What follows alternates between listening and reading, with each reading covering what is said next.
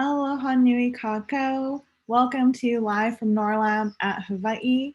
Today we have Professor Jacob Bean joining us from the University of Chicago to talk about his instrument Maroon X on the Gemini North Telescope here in Hawaii. My name is Leilani Losey, and I'll be your host and your moderator for today. So say hello in the chat if you'd like and leave any questions or comments there throughout our show. We also have in our Zoom room today, Jamaica Marshall, who will be asking our guests some interview questions. And we have Rob Sparks, our colleague from Tucson, Arizona, who's helping us with some of our background things here for Live from NOIRLab. So we're really excited to have our guests here today and to have all of you joining us. As per usual with our Live from NOIRLab program, we're going to start with a little bit about the Gemini Observatory, just in case this is your first Live from NOIRLab ever. All right, now Gemini Observatory consists of twin telescopes. So just like the constellation of Gemini, which is twins, our twin telescopes are nearly identical, but they are located in two different parts of the world. We have one here near the summit of Mauna Kea in Hawaii, and then we have another telescope in the southern hemisphere on Cerro Pachon in Chile. Gemini Observatory as a whole is funded by multiple international partners, so including the United States, we're funded by Canada, Chile, Brazil, Argentina, and Korea.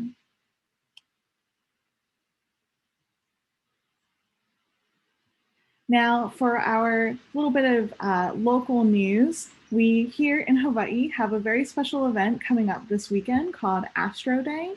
Now, if you have lived here for the last few years, you might have had the chance to come to an Astro Day. It's a program that's been going on for more than a decade now, and it usually consists of one day at the Prince Kuhio Mall in Hilo, Hawaii, where a bunch of science organizations from the community come together to do exciting, fun demos. This year, of course, we are still dealing with a worldwide pandemic, so we have changed Astro Day to be a bit more of a hybrid event. So this year, you have 3 days to go to the Prince Kuhio Plaza and to pick up an already made kit of activities. So there are going to be different kits at different stores to sort of encourage you to walk around the mall, get some exercise, check out what's there, and pick up all these different kits that will have different activities. From NOIRLab, from Gemini, we have 2 kits that'll be at the American Eagle store. And one of them is building your own refracting telescope. And the other is creating your own origami star lei that we call Hoku lei, based off of the star that is named Hoku lei and is also kind of shaped like a lei made of stars. So be sure to go and check those out if you're here on Hawaii Island. And in our science news for Gemini, we recently came out with a press release called Caught Speeding, Clocking the Fastest Spinning Brown Dwarfs. And so we'll let this little Cosmo view here tell you a bit more about that discovery.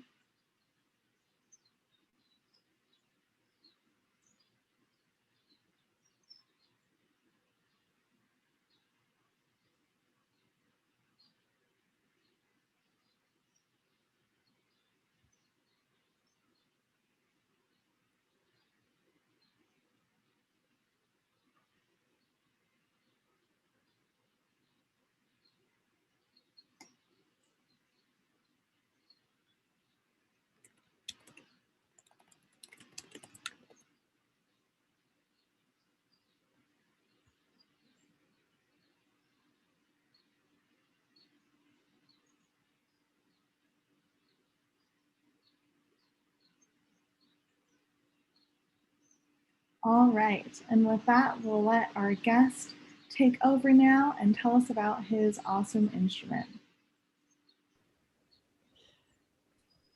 Thank you so much, Leilani. So today we have with us Dr. Jacob Bean, as Leilani said, from the University of Chicago, to talk about a new instrument that we have. here at Gemini North. But before we get started with that, let's find out a little bit more about Dr. Jacob Bean. Jacob, thank you so much for being with us today. Thanks for having me. I'm excited to be here. All right. Well, tell us a little bit about yourself, your affiliation, and some of your research interests. So my name is Jacob Bean. I'm a professor of astronomy and astrophysics at the University of Chicago. I have been at the University of Chicago for about 10 years as a professor. I did my PhD at the University of Texas at Austin in 2007. And before that, I did an undergraduate degree in physics at the Georgia Institute of Technology, which is in Atlanta, Georgia, which is the state that I'm originally from. My research interests are in the detection and characterization of planets outside our solar system, planets orbiting other stars, so-called extrasolar planets, or exoplanets for short. I got interested in the study of exoplanets about 20 years ago when I was finishing my undergraduate degree in physics, and I was thinking about going to graduate school for astronomy. And I was looking around at different topics and seeing what was really the exciting work that was going on. And I went to a conference, a big meeting of the American Astronomical Society in 2001, almost 20 years ago today. And exoplanets had just been discovered for the first time a few years before that. And it just seemed like this really new area of research that I could get involved in. I could go to graduate school and get in on the ground floor of such an exciting new research area. And it just captured me from the first moment that I realized that that kind of research was happening. It captured me, I think, because, I was the kind of kid that grew up watching, Star Wars and Star Trek. And I always loved math and science. I was not one of the kind of people that looked up at the sky and was in awe of the heavens.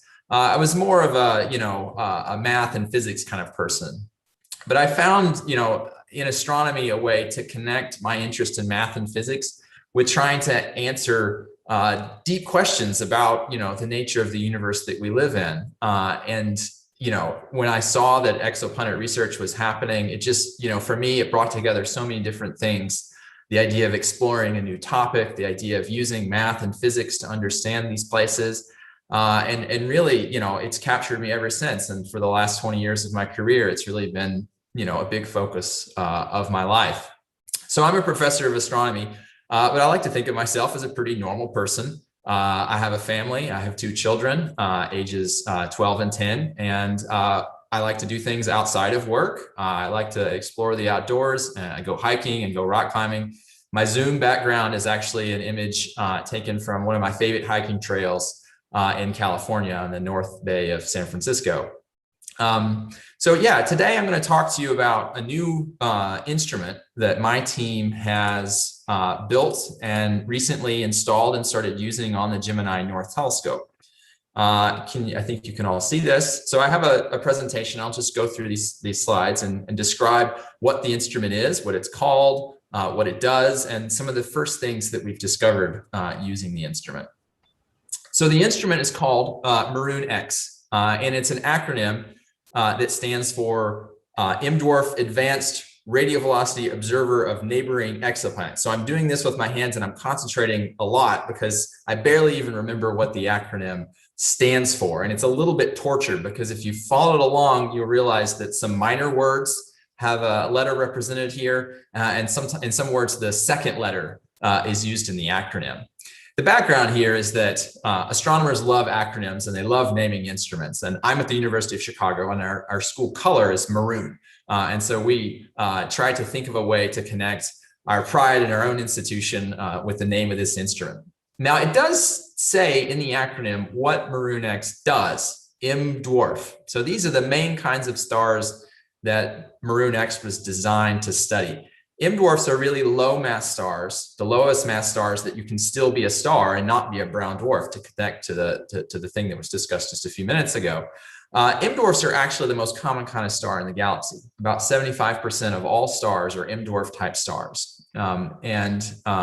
These stars, since they're very common, are very interesting to look for planets. They're also really interesting because the planets around those stars are much more amenable to study than planets that we find around, say, sun-like stars. Because these stars are small, they're dim, they're not very massive, the planets have an outsized impact on those stars, and we can find the planets more easily around these stars, and we can study them in more detail.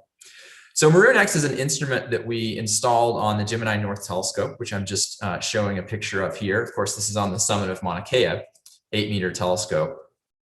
Maroon X uses one of the exoplanet detection techniques called the radial velocity technique. This is sometimes called the wobble technique. The key thing about the radial velocity technique is that you don't see the planet directly. You infer the existence of unseen planets by their impact on the star that they orbit. And the thing to keep in mind here is that planets orbit stars, but stars themselves orbit the common center of motion of a planetary system. So the stars are moving a little bit too. The planets move a lot more because they are a lot less massive, but the stars are moving too. The way the radial velocity technique works is we measure the velocity of the star at different points in time. We do that using the Doppler shift of the so-called spectrum of the star. The spectrum of the star is representative of the physical conditions in the outer layers of the star. It's where the light's coming from. In the spectra of stars, you have these things called absorption lines that come from the presence of chemical species. The physics of this is really interesting, but the point here is not really about that. It's just that you have a reference for the speed of the star in these absorption lines. Due to a thing called the Doppler shift, these lines will move as the star moves. If the star moves towards you, these lines will shift to the blue part of the spectrum. If the star is moving away from you, they'll shift to the red part of the spectrum. A radial velocity instrument, which is highlighted there in the bottom right, a so-called spectrograph, measures the spectrum of a star and allows you to measure those Doppler shifts. So in the animation in the top left, you see the star orbiting the center of mass, the planet's going around the star. We don't see the planet, we just look at the star and we infer the existence of the unseen planet using this Doppler technique or radial velocity technique. The radial velocity technique was actually the first way that planets were found around other stars. I'm showing here the radial velocity curve for the very first exoplanet, a planet known as 51 Pegasi b. This planet has an orbital period of only about 4.2 days. So its year, instead of 365 days like the Earth around the sun, is only 4.2 days. The mass here is about half the mass of Jupiter. So this is a gas giant type planet orbiting very close to its host star. The radial velocities are measured and they give this characteristic sinusoidal or curvy pattern that repeats over and over. From this pattern, you can measure the orbital period by looking at the time it takes for successive maxima or minima in this curve. The amplitude tells you the mass of the planet. This planet was actually the subject of the 2019 Physics Nobel Prize awarded to Michel Mayor and Didier Queloz, sharing with James Peebles, who focuses on cosmology. Mayor and Queloz's discovery of this planet was the first exoplanet that was discovered, garnered them this Nobel Prize. Even though many planets have been found with this technique over the ensuing 25 years or so, we're still interested in applying it, developing new instruments, applying it to new kinds of stars, and looking for smaller and smaller planets on our road to looking for other Earth-like planets around other stars. So Maroon X is a new kind of radial velocity instrument that we built in my lab at the University of Chicago. It was installed on the Gemini North Telescope about 2 years ago now, in April and May of 2019. It was built and fully assembled in my laboratory here at the University of Chicago and tested to make sure it was going to operate properly. In April of 2019, we began the long process of disassembling the instrument, packing it up, shipping it to Hawaii, and then reinstalling the instrument on the telescope. I'm just going to show some pictures here of that process. So here we are lifting the so-called vacuum tank for the instrument to maintain the stability of the instrument so we can make really precise measurements. We put the spectrograph, which you can think of as a fancy prism, inside a vacuum tank so that there's no air. And then we also can control the temperature of it really well. So it maintains a really high level of stability. That means our radial velocity measurements taken today, tomorrow, and a month and a year from now have the same baseline so that we can be sure that any motion that we see is not an instrumental thing. It's due to the star itself. And we can then infer the presence of planets. So these are some pictures of packing up the vacuum tank, which is a large, very large piece of aluminum. It's really quite heavy. So this is us removing it from its optical bench, placing it into a crate, and putting the crate with the vacuum tank and all the other components of the instrument on a truck that they was then shipped to Hawaii.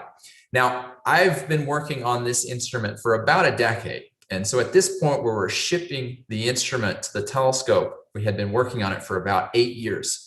8 years at the cost of millions of dollars of money and a lot of person power to make this happen.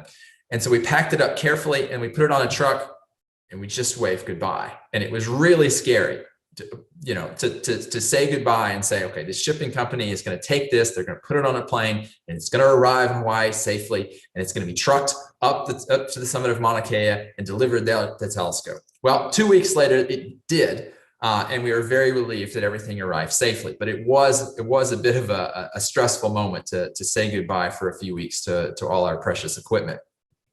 So here we are now at the Gemini North Telescope. And all we have here are a bunch of crates full of the different components for this instrument. And so we had a very busy few weeks and even spread over a few months to unpack everything from these crates, reassemble the instrument carefully, and get it working in concert with the telescope. Maroon X is installed not just in a vacuum tank, but that vacuum tank itself sits in a climate-controlled chamber. Here's a picture of that climate-controlled chamber that we erected before we were preparing to install the instrument. It's a really fancy walk-in modular refrigerator where we've added some upgrades so that we can maintain really precise temperatures inside this chamber. We had some heavy stuff to unpack and reassemble, not just the vacuum tank, but the optical table that the tank sits on. So this is me there on the floor unpacking the optical bench. Here's some pictures of us trying to lift the optical bench with a crane, place it on a cart, and then use the cart to move the table into the environmental control chamber. So here we are pulling the table into the chamber. We got the table flipped over properly and sat on its legs. And this is the very moment where my colleague Andreas, who's shown there in the vest with the blue hard hat, realized that we had the table backwards. So we had to lift the table back up, spin it around, lower it back down, put it back on the legs. The point here is just to illustrate that, this is a whole process that we had to go through to get this just right. And we made mistakes, but we tried to be careful and do things just as we thought they should be done. And in the end, it worked out well. Here's me lifting the vacuum tank. This also had to be placed on a cart, carted into the environmental enclosure, lifted on the table and placed on the table. Ultimately, here we are. Once we had the heavy stuff installed into the environmental control chamber, we got to work reassembling the very sensitive optics that make up the heart of Maroon X. So here's a picture of one of our team members reinstalling those optics. Most of what you see inside the vacuum tank there is not the optics that are left in the instrument, they're really part of the instrument. Those are pieces of equipment that make sure we just align the few pieces that do sit inside that tank properly.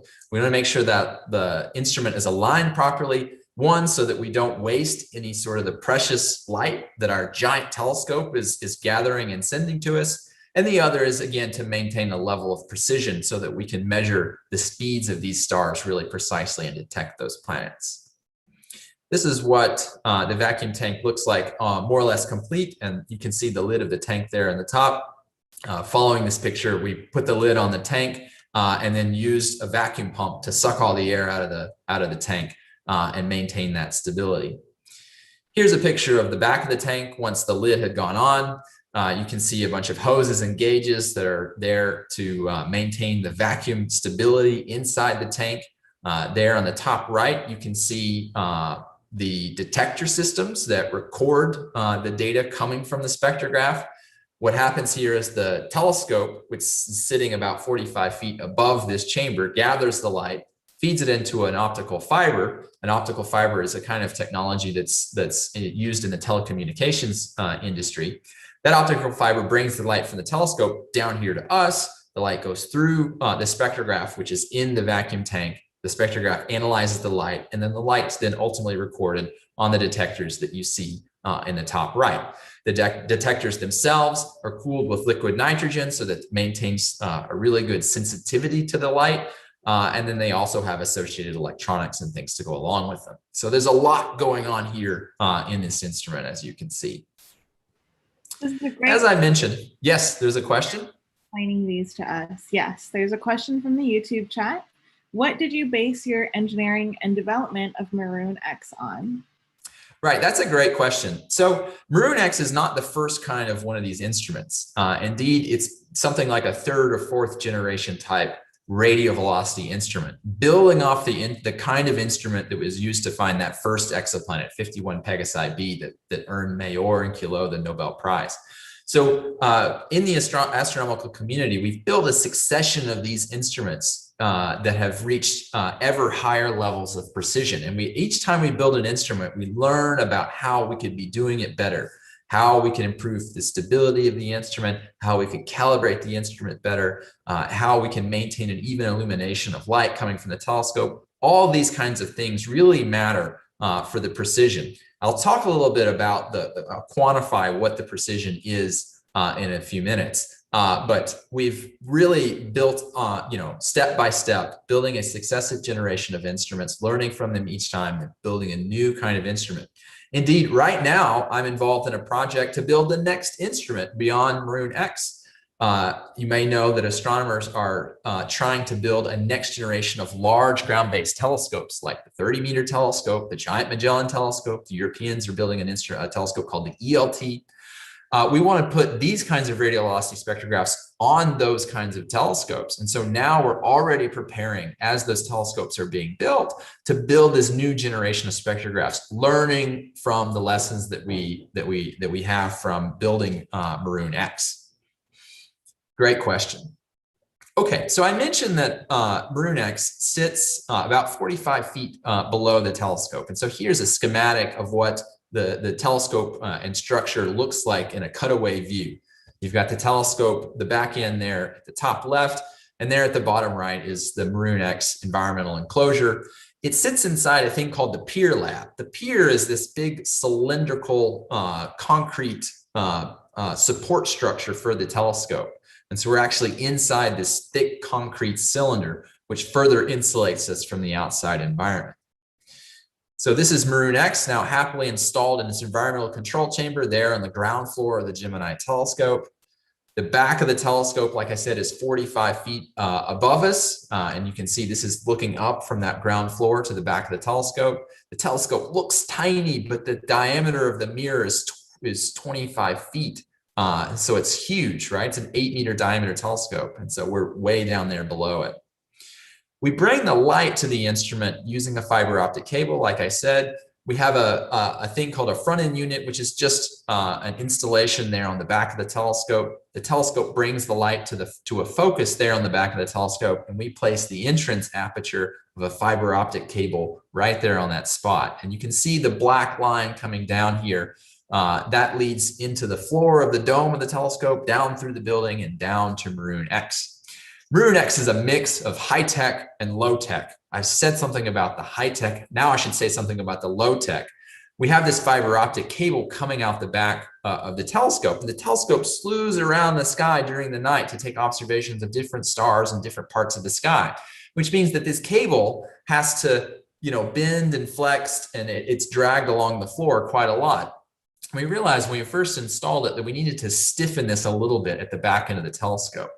And we thought, in Hawaii, where can you find something that's about, 10 feet long, it's thin, strong, but also kind of flexible? And we thought, a fishing pole. And so we have the fiber optic cable stiffened by a fiberglass fishing pole bought at a sporting goods store there in Hawaii to make sure that the fiber doesn't get tangled in the back of the telescope and it can move around freely as the telescope also moves around.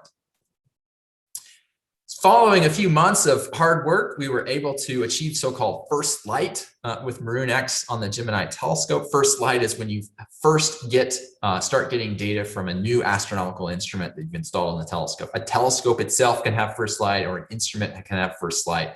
This is first light for our instrument on the telescope back in September of 2019.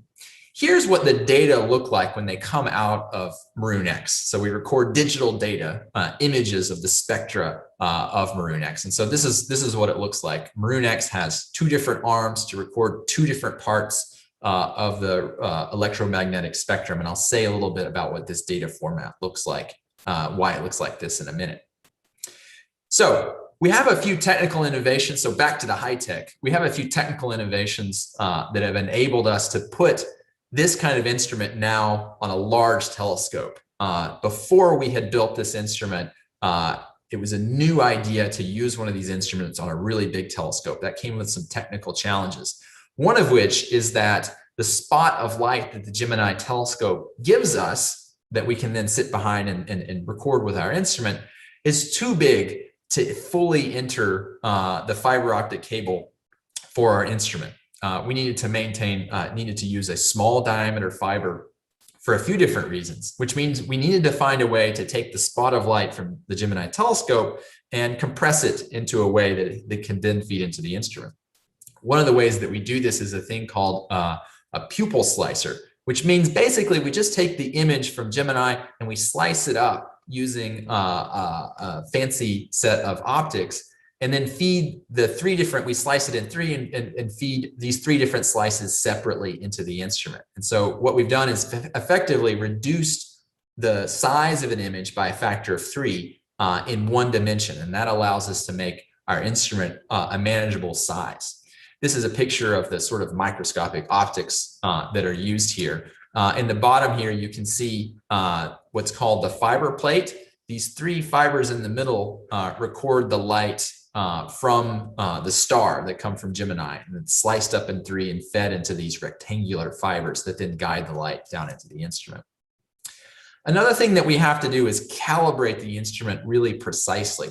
Even though we try to stabilize the instrument does exhibit variations that would look like variations in stellar radial velocities and indicate the presence of a planet.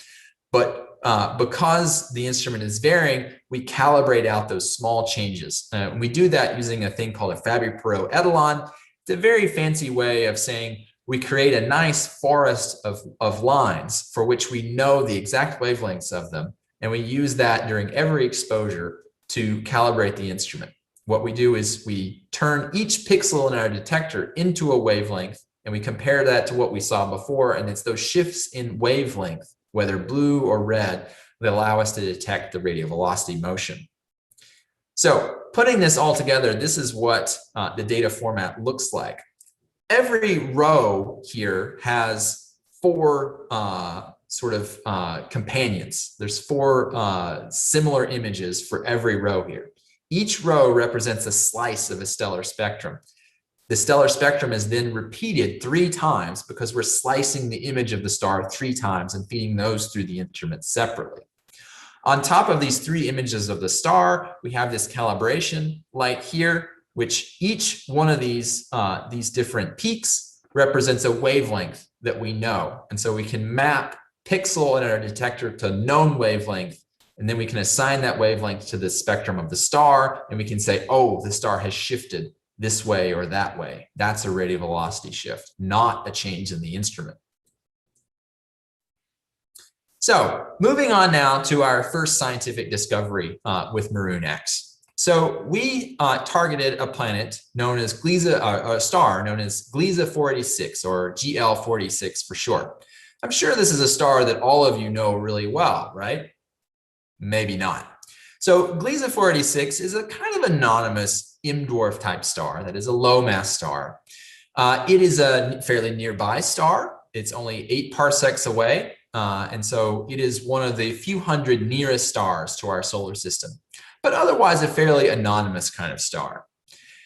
Nevertheless, astronomers for a few decades have been obtaining radial velocity measurements of this star, and I'm showing those here. We have on the y-axis radial velocity, On the x-axis is time. And if you look at the top, you can see the calendar date for these observations. Many different instruments have obtained radial velocities of this star.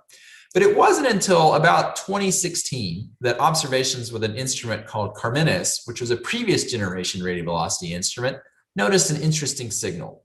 You can see the signal phase folded, that is looped back on itself at the period of a period they detected in the data. That is a regular series of changes in the velocities that they detected in the data. Nevertheless, these observations were not enough to securely identify this as a planet. This is a planet candidate. The signal to noise of this detection is not high enough, nor could these observations disentangle different periods for the planet. And you can see there on the left the sort of signal processing that's used on the data. You can see there's a period at 3.11 days. There's also a period at 1.47 days. And you're not really sure which one is the strongest or which one, you can see which one is maybe the strongest, but you can't tell them apart because they both reach a level, a similar level of statistical significance. So that's all well and good, but entering the story now is another experiment that's happening right now called TESS. TESS is a NASA satellite mission. It stands for Transiting Exoplanet Survey Satellite. TESS is a way of finding planets with a complementary technique. It's finding planets with a so-called transit technique, which is when the planet passes in front of the star and causes the dimming. TESS is a space satellite. It was launched about 3 years ago, April 18, 2018. And it's a NASA mission to look all over the sky and look for these transiting planets by measuring brightnesses rather than radial velocity shifts. This is the sky coverage of TESS from the first 2 years. TESS's prime mission was for 2 years, and that finished last summer. It's continuing in an extended mission to find even more planets. The interesting thing about TESS compared to previous transiting planet surveys that you might be familiar with, like Kepler, was that it found planets that are closer to our solar system than Kepler did. A different kind of experiment designed to find planets that we can follow up and study in more detail. Well, it turns out that TESS observed the brightness of this star, Gliese 486, back in March and April of 2020. These are the data, and overplotted are black lines indicating the transits. I'll just skip ahead to this. This is what a typical transit looks like for this planet. So what we have here is brightness of the star, and then during about an hour, the planet passes in front of the star along our line of sight, causes a dimming because the planet's blocking some of the light, and we infer the existence of a planet. Again, not seeing the planet directly, but inferring its existence by how it impacts what we see from the star.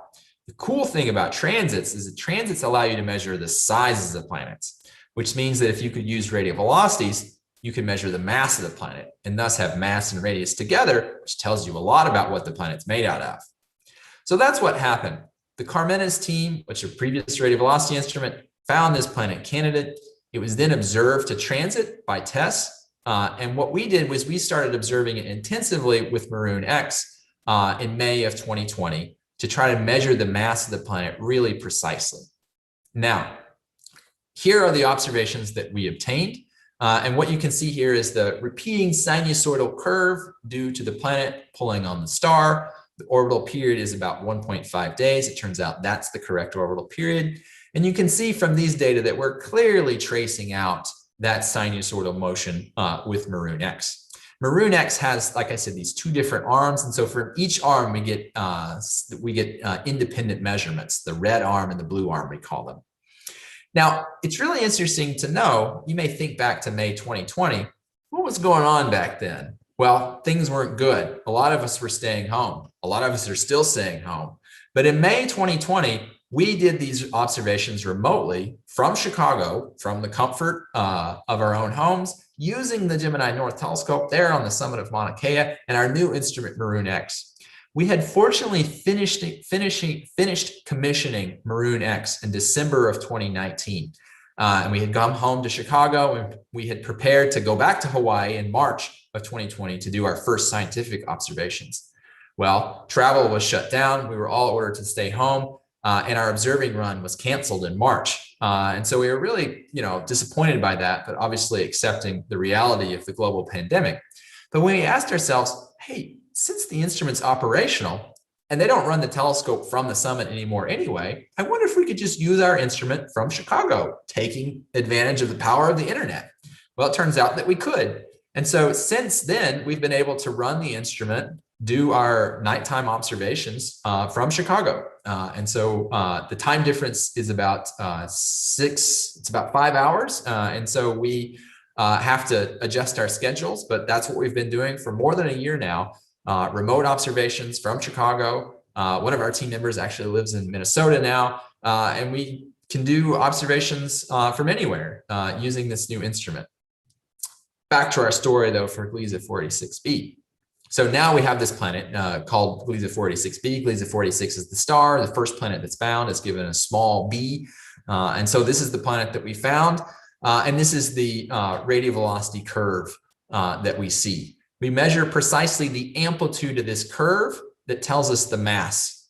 Here's a somewhat technical diagram, but this compares the radial velocities obtained with Maroon X with all those different radial velocities that had been measured for this star over the previous few decades.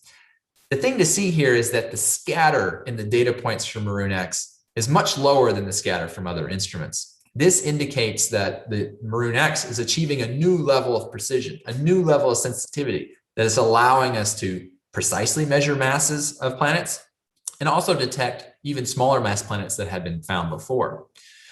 So this is a really exciting measurement. From the transit, from the test mission, we have the radius of the planet. From our Maroon X radial velocities, we have a precise mass measurement of the planet. This allows us to do something called putting the planet in a mass radius diagram. And that's this diagram shown here on the left, where you have radius on the y-axis, mass on the x-axis. The units here are in Earth units. So this is masses and Earth masses, radii and Earth radii. Gliese 46b is about 30% larger than the Earth and about 3 times the mass of the Earth. The lines here represent theoretical models for different compositions for the planet. It's really interesting to see that Gliese 486b falls along the exact same composition line that if you extrapolated the composition of the Earth to higher masses. So if you said, what if this planet was 3 times the mass of the Earth, but had the same exact composition? What would its radius be? Turns out its radius would be about 30% larger than the Earth. And that's exactly what we see for this planet. Now you can see here a lot of other points in this diagram. The thing to take away here is that we've actually measured the mass of this planet really precisely. The radius could use some improvement, and we're actually working on that right now. But ultimately, with a really precise mass and radius, what you're able to do is start studying the internal structure of the planet. Not just say, is this planet rocky like the Earth, or does it have a thick atmosphere like Uranus and Neptune, but really getting into the detailed geophysics of rocky planets. What's the size of the core in the planet? What's the core mass fraction? How much water is in the planet? Adding water to the planet will make it bigger. Increasing the core size will, for a given mass, make the planet smaller. With precise masses and radii at the level we're able to measure now, we can start getting at those questions. So we want to do a lot more of these observations and build up a big sample of these rocky planets orbiting other stars to see what the trends are. Do other rocky planets have the same core mass fraction that the Earth does? Do they have the same water content that the Earth does, or are they different? I think some of them will be different, but for right now, the first one that we've really studied in detail looks a lot like the Earth from the standpoint of its internal structure. Now, this planet is too close to its host star and it's too hot to be habitable. But with the Maroon X sensitivity, if we keep pushing down to smaller and smaller planets, we hope to ultimately find rocky planets that may be habitable like the Earth. This planet was pretty easy for us. These were our first scientific observations, and we were able to really detect this and characterize it precisely fairly easily. So good things are coming in the future. But we're not done with Gliese 486b. Indeed, the next step, once we've measured its precise mass and radius and started to study its internal structure, is to ask ourselves whether it has an atmosphere. It turns out because the planet transits, we can study its atmosphere using other telescopes. Here's just a cartoon picture showing the different ways that you can study the atmospheres of transiting planets.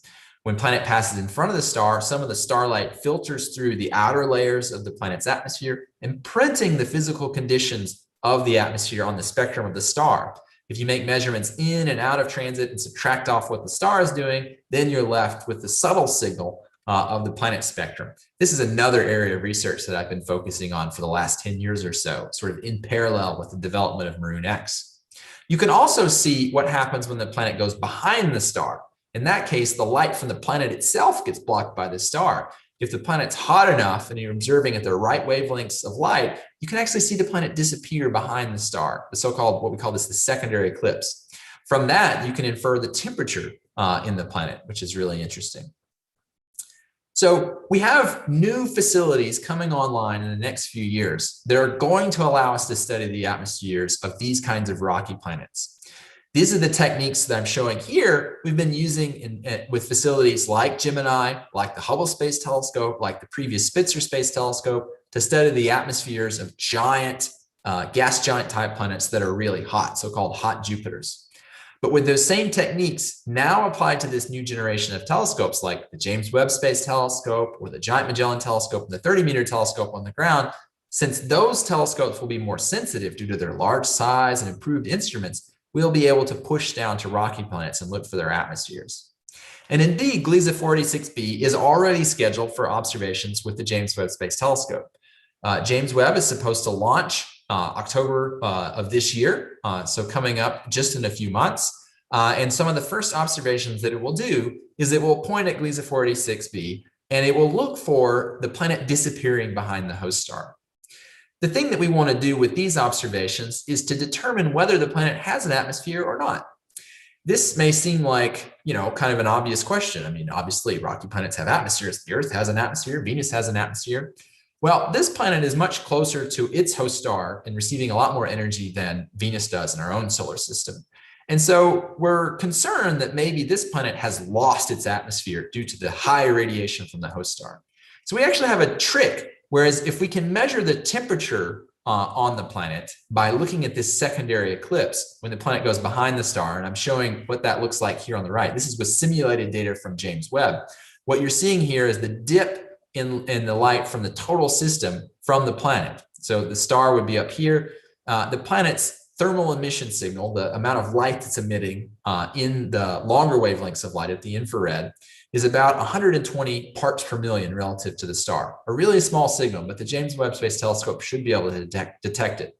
And the thing here is that if the planet has an atmosphere, the top of the atmosphere will be colder than a bare rock surface would be. And so that would actually shrink this secondary eclipse depth. So all this is to say is that we found a great, interesting rocky planet that we're studying the internal structure of. We've also found a really exciting target for looking at the atmospheres and start to try to understand how rocky planet atmospheres form and evolve and how they may be different or similar to the Earth's atmosphere. And that's going to be done using the James Webb Space Telescope. Maroon X can do a whole bunch of other stuff as well that I don't have time to talk about, but we've actually detected the atmosphere of a hot Jupiter type planet with Maroon X. That's shown here in the upper left. We've measured the signal of transiting planets and how their orbital angle is aligned with this rotation angle of the star. That's shown here for actually a habitable zone planet known as Trappist1 Z1G, if you've heard of the Trappist-1 system.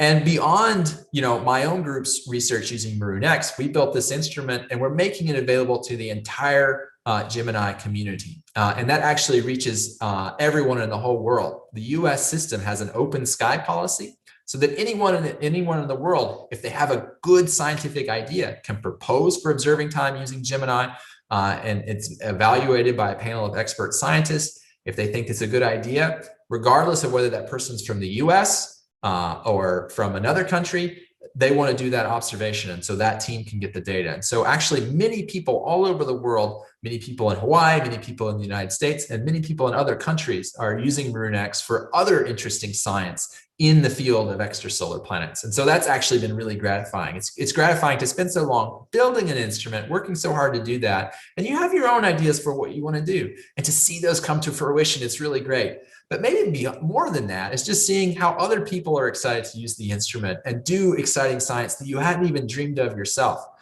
So this process, it's been really difficult. We've made mistakes, we've had setbacks, but for each setback, we picked ourselves up and kept working hard. And I'm just really excited to be able to talk to you about that and say, this is the 10-year journey, a big 10-year journey in my life to do this instrument and to do this science.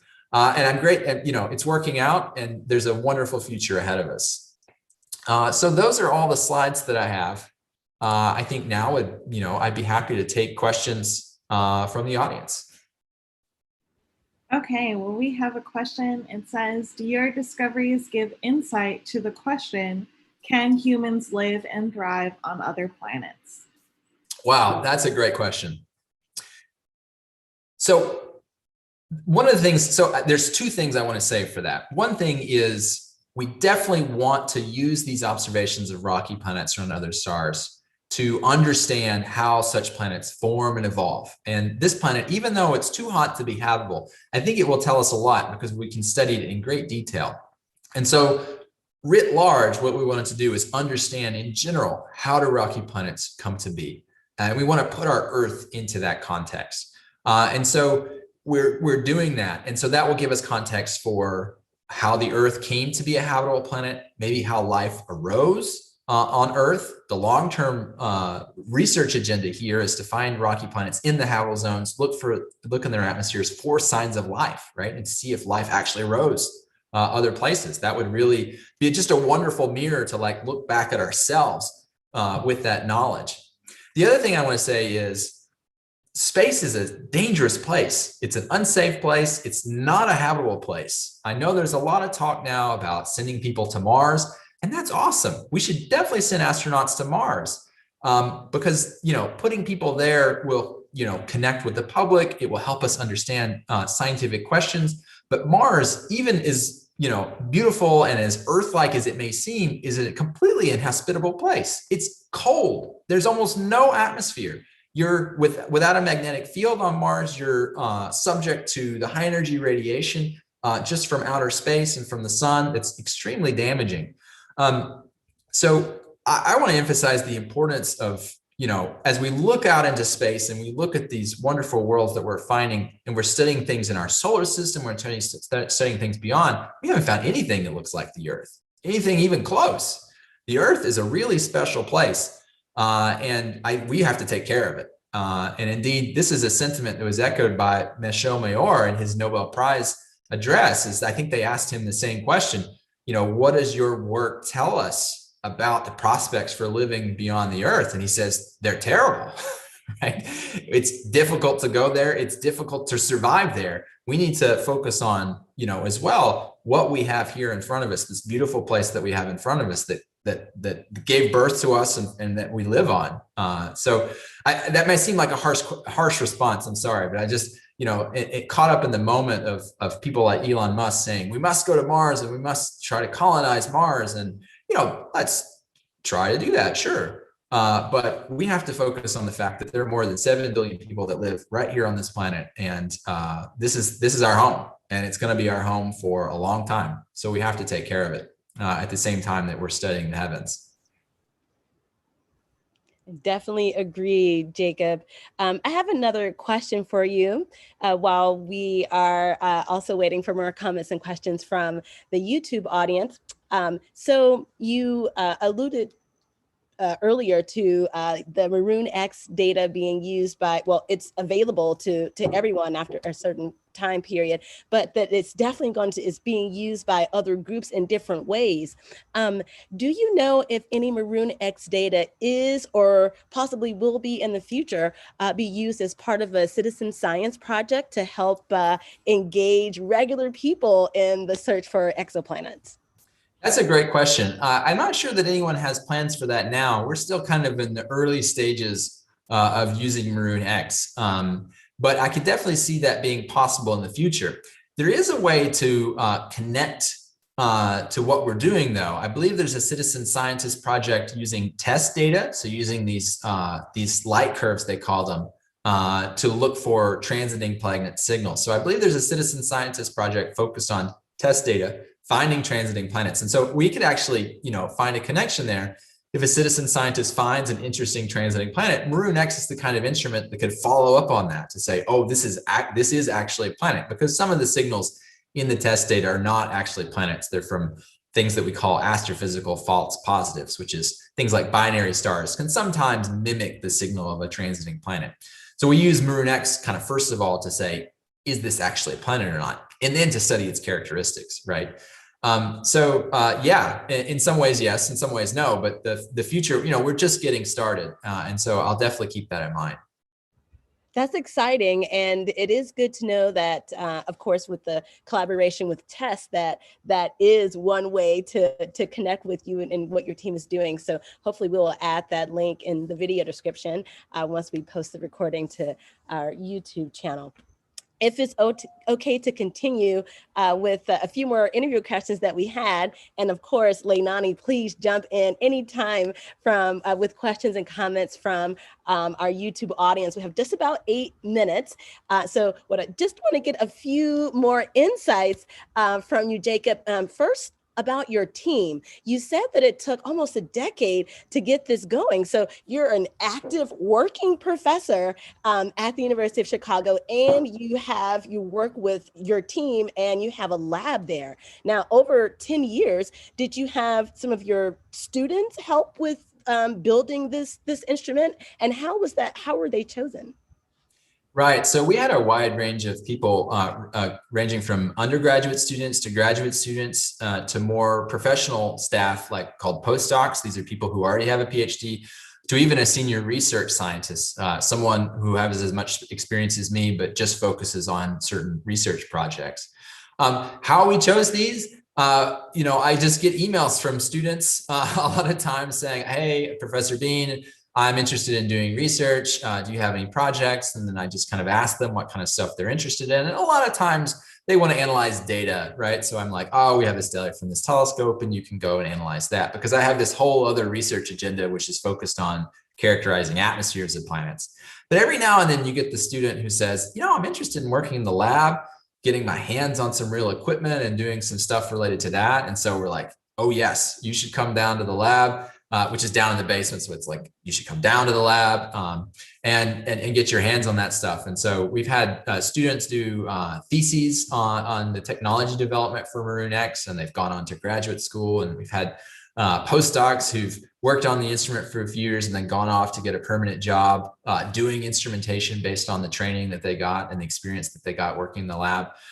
So, there's been certainly broader impacts of this research, if you want to say that, in terms of personnel, developing people's skills and having them go out and do a wide range of things afterwards. So we've had just a great team of just a variety of people, students and scientists working on this. And so that's been another sort of element of this that's been really satisfying, is not just building a cool instrument and getting to do some great science, but also, as a professor, I find that really, just really rewarding to also help people advance in terms of their career and their knowledge and their experience. Absolutely. Absolutely. I'm sure your students were thrilled to be able to work in any way on this project, because it's exciting just hearing about it, quite frankly. Well, it's been 10 years. So, it hasn't been, this is sort of the cake at the end of the road. There's a lot of this project, and these projects are built on the backs of a lot of small contributions that sort of sum up into this wonderful thing. We had a student do a thesis just on characterizing the fiber optic cables that we would have coming from the telescope to bring the light in. We wanted to choose carefully the fibers, because fibers actually come in different shapes. Some are round, some are octagonal, some are rectangular in their shapes. So that it's a cable, right? But the core of the fiber that's transmitting the light has these different shapes. So we wanted to say, what are the right shapes to use?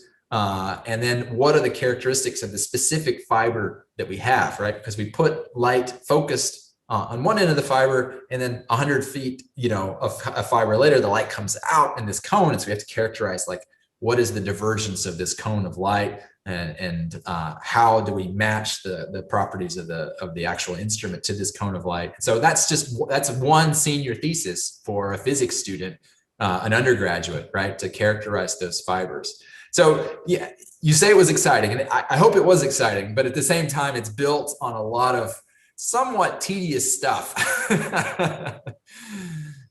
Yeah, no, you're definitely right. And how amazing to be able to point out that there's so much that goes into building this instrument, that one small thing, just characterizing the inside of the fiber, was able to get a paper from that. Right. That's amazing. Right. But it really does highlight just how complex this process is. So as we look forward to the future of Maroon X, Jacob, what are you most excited about? So I'm really excited to, number one, build up a large sample of these rocky planets so that we sort of statistically investigate their range of properties. These things like the core mass fraction that I talked about, the volatile content, like the water content. So I'm really excited about that. But that's the science that we actually planned to do when we were building the instrument. A new thing that we've realized is that the instrument is performing better than we thought it would, actually. We worked really hard on that. But you never know. There could be degraded performance when you go to the telescope. There could be something about how the light's fed from the telescope that you can't overcome with how you built the instrument. So we worked really hard on making it really precise, but it's really precise. And so that actually opens up the possibility of studying more sun-like stars. Maroon X was designed to work on these M dwarfs, which are small and cool and faint, and they have particular spectral properties. But sun-like stars are also super interesting. The Earth orbits the sun, right? So if you want to find a true Earth-like planet, you really have to look at sun-like stars. And so one of the things we've just started to do is to explore the use of Maroon X on sun-like stars. And we've started what I think is probably going to be a long-term program to look at stars that are really close to our solar system, stars that are just within, say, 10, 15 light years of our solar system, really iconic stars that you actually would know the names of, that is, not this Gliese 486, which nobody's, had hardly ever heard of before, even astronomers. But there's some really iconic nearby stars that we want to look at carefully for many years and try to see small planets and push to the habitable zones of those stars. So I'm really excited about that moving forward. And I know that might seem like a subtle difference to be like, Professor Bean, you've done rocky planets here, you just want to do more rocky planets, but it's quite different to do these M dwarf type stars, which because of their low luminosity, their planetary systems are really close in. And that's great because you can use this transiting technique. But sun-like stars, the rocky planets that we're interested in have periods of 365 days instead of 1.5 days. And so that's a whole nother can of worms to look at those kinds of stars. But I think we'll be able to make a lot of progress on that with Maroon X. It's the only kind of instrument like this on an 8-meter telescope in the Northern Hemisphere, which means we have this whole part of the sky that's just accessible to us. And so the nearest stars are scattered all over the sky. Some of them in the Southern Hemisphere and some are in the North. And those ones in the Northern Hemisphere, those are really interesting. Those are the places that are visited, right? And shows like Star Trek, right? Some of those stars, real stars are actually, on those TV shows. And we want to find out, do they have planetary systems too? And what do those planetary systems look like? Absolutely. I am definitely a huge Star Trek fan. And yes, I love it when I hear or see our research is looking at a star that I've seen in Star Trek or in Star Wars. It really just brings together that excitement, that passion with actually what's really going on, what humans can actually find out on our journey right now. And so with my final question here is, coming up in the future, of course, we're hoping that as you aggregate more Maroon X data, that potentially there will be some citizen science project that will utilize that. But Meanwhile, is there a way that, again, regular everyday people can go out? We want to go out and talk about exoplanets, looking up at the night sky. And I know you said, in the intro at the beginning, that wasn't quite, what grabbed you, that wasn't quite your path. But for those of us who it is, like myself and Rob and others, for sure, I know listening, I do know that one of the things that I point out is that Pollux has a star. Pollux, of course, is a star in the constellation of Gemini, the twins. And so Pollux has a star. Of course, we can't see that star, but we can't see that planet, but that's a visible star that has a planet that we can talk to people about. Are there any other stars close to us like that you would recommend amateur stargazers point out to their friends? Yeah, I'm unfortunately going to have to punt on this question because I really separate what it is that I feel like I do for my just appreciation of the night sky. And I feel like I was kind of influenced by an early research mentor of mine who said that when he learned about the constellations, which have no real physical meaning, but they're there and they're an interesting way to sort of orient yourself on the sky, it actually kind of ruined it for him because he couldn't just look at the night sky and step back from it and appreciate its broader context. And so I've never really if I look up at the sky, I'm a terrible astronomer from that point of view. If I look up at the sky, I'm like, I can recognize Orion and I can find the North Star. And if I'm in the Southern hemisphere, it's like, okay, those are the Magellanic Clouds. But much beyond that, I don't know, because I just like to look at it and I guess just appreciate the beauty of it. So maybe that's what I would recommend, is that, there's a lot of wonderful science happening in astronomy. And it combines so many different interesting aspects: engineering, computer science, physics, mathematics, chemistry, maybe even biology in the future. And it's wonderful. I encourage everyone to learn about that stuff.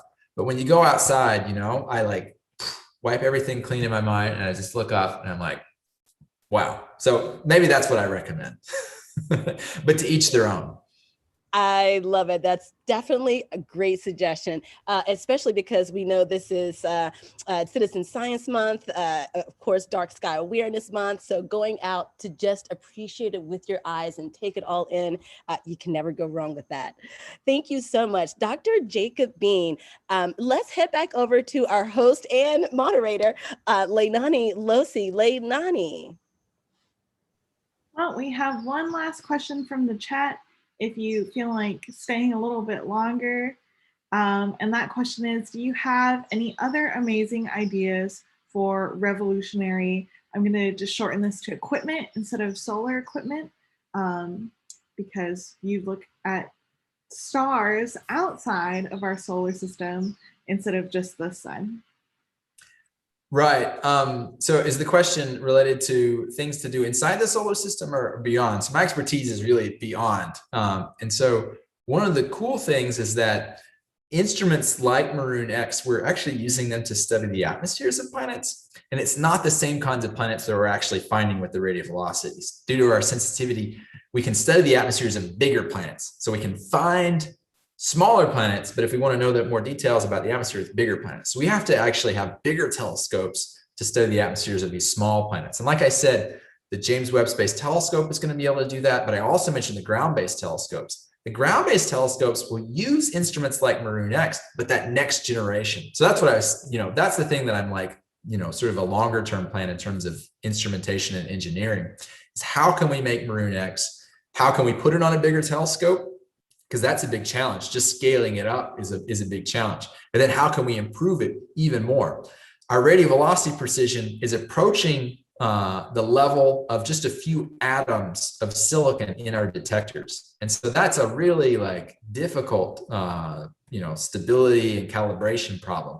And so we want to push the precision even higher, because truly Earth-sized planets and the atmospheres of small planets are going to require even better instruments on bigger telescopes. And so for me, that's the next real technical challenge, is to take that next step beyond Maroon X. And it might seem like it's a continuation, and it is, but there's another big step that we have to take to do that. And so I'm excited to use what we've learned from Maroon X on the engineering side, build that next set of instruments. And hopefully, in 10 years, I can come on this program again and be like, hey, we started probing the atmospheres of these rocky planets. And look what we're starting to find. Isn't that something? Mahalo, Professor Jacob Bean. That's a fantastic way to end our session for today. Thank you to everyone for joining us, and we'll see you again next week for another Live from NOIRLab. Ahui ho.